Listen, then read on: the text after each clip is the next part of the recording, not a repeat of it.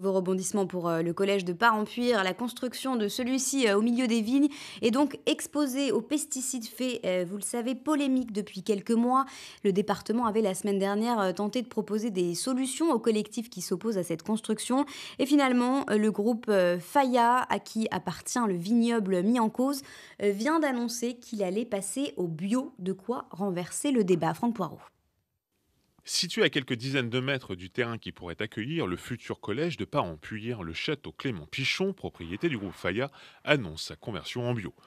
Ce projet de collège porté par le département doit voir le jour en 2022, mais les parents d'élèves et les associations environnementales s'étaient inquiétés depuis plusieurs mois des risques pour la santé de leurs enfants, en cause l'utilisation de pesticides dans ce vignoble.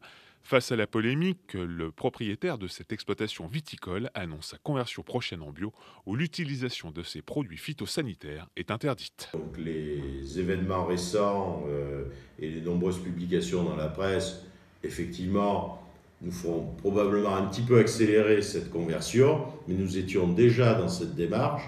On va essayer d'un peu d'accélérer pour tenir compte de tout ce qui a été dit. Jean-Claude Fayat ne donne pas de calendrier pour le moment pour cette conversion en bio. Il explique qu'une certification haute valeur environnementale est en cours depuis le mois de septembre dernier.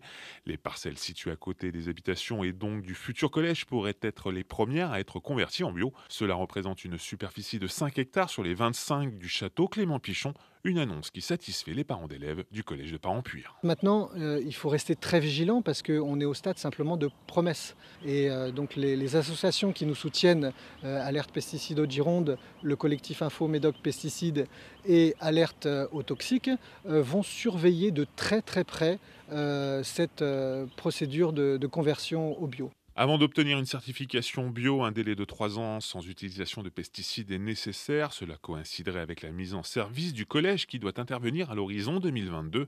En revanche, le groupe Faya, le propriétaire du château Clément Pichon, envisage d'attaquer le plan local d'urbanisme PLU de la commune. En cause, la destination de la parcelle qui doit accueillir le collège. Elle a été cédée à la commune en 1991 par le groupe Faya avec une clause la rendant inconstructible. Mais depuis, la municipalité a modifié ses règles d'urbanisme et son PLU. Une association de prévention du paysage souhaite que cette parcelle reste en l'état, sans construction. Elle aussi souhaite attaquer la municipalité devant les tribunaux.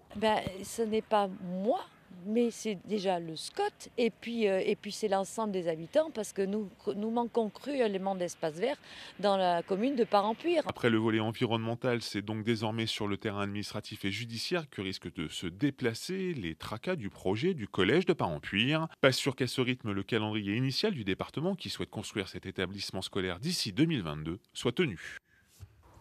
Oui, si le cas du collège Parempuire semble réglé sur le plan environnemental, ce n'est pas le cas de tous les autres établissements scolaires à proximité des vignes. Écoutez.